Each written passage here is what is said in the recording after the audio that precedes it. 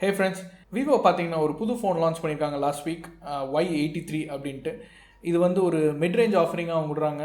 And இந்த phone V9 மாதிரியே iPhone 10 டிசைனோட வச்சு மீடியாடெக் ப்ராசஸர் அண்ட் சிங்கிள் கேமராவோட வச்சு கொடுத்துருக்காங்க. ஸ்பெக்ஸ் எல்லாம் பார்த்தீங்கன்னா டீசெண்டாக தான் இருக்குது. அண்ட் இந்த ஃபோனோட ப்ரைஸ் வந்து 15,000, 14,999.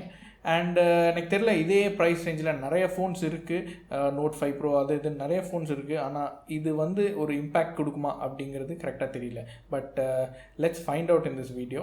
அண்ட் நம்ம ஸ்பெக்ஸ் அண்ட் டிசைன் பார்க்குறதுக்கு முன்னாடி லெட்ஸ் அன்பாக்ஸ் திஸ் ஃபோன்.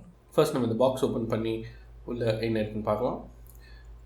உள்ளே வந்து ஒரு வாரண்டி கார்டு அண்ட் ப்ராப்ளி ஒரு குவிக் ஸ்டார்ட் கைடு இருக்குதுன்னு நினைக்கிறேன். அதுக்கப்புறம் சிம் எஜெக்டர் டூல், அதோட கூடவே கேஸும் கொடுத்துருக்காங்க விவோ. ஸோ அந்த கேஸ் பார்த்திங்கன்னா ஒரு சிலிக்கோன் கேஸ், நல்லாவே இருக்குதுன்னு நினைக்கிறேன்.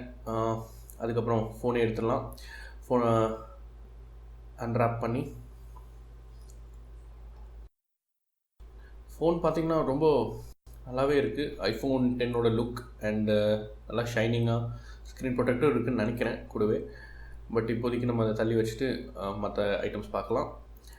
ஒரு சார்ஜர் இருக்குது, சார்ஜர் குவிக் சார்ஜ் சப்போர்ட் பண்ணணும்னு நினைக்கிறேன். அதுக்கப்புறம் USB 2.0 கேபிள், அதுக்கப்புறம் இயர்ஃபோன்ஸ் கொடுத்துருக்காங்க. இந்த இயர்ஃபோன்ஸ் இன்இயர் கூட கிடையாது. ஸோ இதெல்லாம் தான் பாக்ஸில் இருந்துச்சு. இந்த ஃபோன் ஒரு 6.2 இன்ச் ஸ்க்ரீன் ஃபோனாக இருந்தால் கூட ரொம்ப லைட் வெயிட்டாக இருக்குது. 150 கிராம்ஸ் மட்டுமே தான் இருக்குது. அண்டு நான் இங்கே பார்த்தீங்கன்னா பிளாக் கலர் வாங்கியிருக்கேன். அண்ட் ஃபோன் பிடிக்கிறதுக்கு கூட ரொம்ப நல்லா இருக்குது. இப்போது ஃபோனோட கீழே பார்த்தீங்கன்னா ஹெட்ஃபோன் ஜாக் இருக்குது, USB 2.0 கொடுத்துருக்காங்க, குவிக் சார்ஜ் சப்போர்ட் பண்ணும் அது. அப்புறம் ஸ்பீக்கர் கிரில் இருக்குது. அண்டு பட்டன் ப்ரெஸ் பண்ணுறதுக்கு கூட ரொம்ப நல்லா இருக்குது. பவர் பட்டன் பார்த்தீங்கன்னா எனக்கு கொஞ்சம் கீழே இருக்கிற மாதிரி தோணுது. பட் மற்றவங்களுக்குலாம் சரியாக இருக்கும்னு நினைக்கிறேன். விவோ பார்த்தீங்கன்னா ஃபோனோட சேர்த்து ஸ்க்ரீன் ப்ரொடெக்டையும் பேஸ்ட் பண்ணியே கொடுத்துட்றாங்க. ஸோ நம்மளுக்கு அந்த வரி கிடையாது. அண்டு ஏன் இது முக்கியம் அப்படின்னு சொன்னால், இதில் கொரில்லா கிளாஸ் டெக் எந்த இடத்துலையும் மென்ஷன் பண்ணலை. ஸோ கண்டிப்பாக ஒரு screen protector necessary. Further proceed பண்ணுறதுக்கு முன்னாடி நம்ம ஸ்பெக்ஸை பார்த்துடலாம். அடுத்து நம்ம டிஸ்பிளே பார்த்தோம்னா, இது வந்து வெறும் 720p IPS LCD டிஸ்பிளே தான். அண்ட் இதோட PPI கூட 270, which is very low. And இது வந்து ஈஸியாக நோட்டீஸ் பண்ண முடியும் உங்களுக்கு ஸ்க்ரீன் பார்க்கும்போதே. இப்போ பார்த்தீங்கன்னா நான் வந்து S8+ யூஸ் பண்ணிட்டு இருந்தேன். ஏன்னா அந்த ஃபோன்லேருந்து இந்த ஃபோனுக்கு வரும்போது உங்களுக்கு அவ்வளோ டிஃப்ரென்ஸ் தெரிஞ்சுது எனக்கு.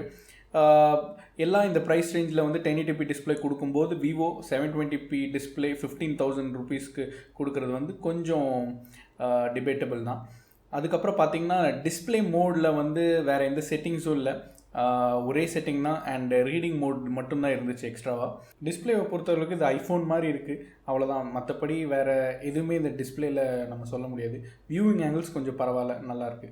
அடுத்து இந்த ஃபோனோட பர்ஃபார்மன்ஸ் பற்றி பார்த்தோம்னா, மீடியாடெக் ஹீலியோ P22 அப்படிங்கிற CPU இதில் பொறுத்திருக்காங்க. அண்ட் அதோட பவர் VRGE 8320 அப்படிங்கிற GPU கூட கொடுத்துருக்காங்க.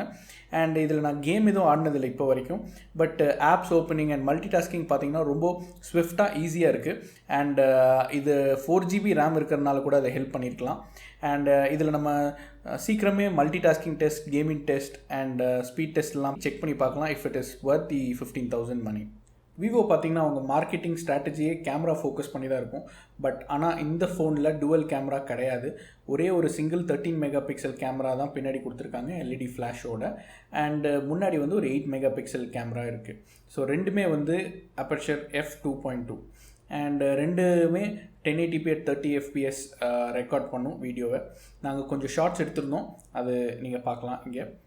அண்டு நம்ம இன்னும் நிறைய டெஸ்ட் பண்ணுவோம் மற்ற நோட் 5 ப்ரோ அதோட கம்பேர் பண்ணி. அங்கே அந்த கம்பேரிசன் வீடியோஸை இன்னும் கூடிய சீக்கிரமே அந்த சேனலில் போடுவோம். இந்த ஃபோனோட பேட்டரி பார்த்தோம்னா அது 3260 mAh பேட்டரி. அதாவது நம்ம இந்த லோவர் ரெசல்யூஷன் டிஸ்பிளே, மீடியாடெக்லோட லோ பவர்ட் ப்ராசஸர், அது ஒரு 12 nm ஆர்கிடெக்சரில் பண்ணியிருக்காங்க. ஸோ அதெல்லாம் சேர்த்து பார்க்கும்போது கண்டிப்பாக அட்லீஸ்ட் ஒரு 1.5 days லாஸ்ட் ஆகணும். அண்டு இந்த பவர் அடாப்டர், அதோட இந்த பாக்ஸோட கொடுத்த பவர் அடாப்டர் கூட குவிக் சார்ஜிங் சப்போர்ட் பண்ணும். So charging should be fast. And நம்மளுக்கு கண்டிப்பாக 1.5 to 2 days வரைக்கும் இந்த பேட்டரி சார்ஜ் நிற்கணும்.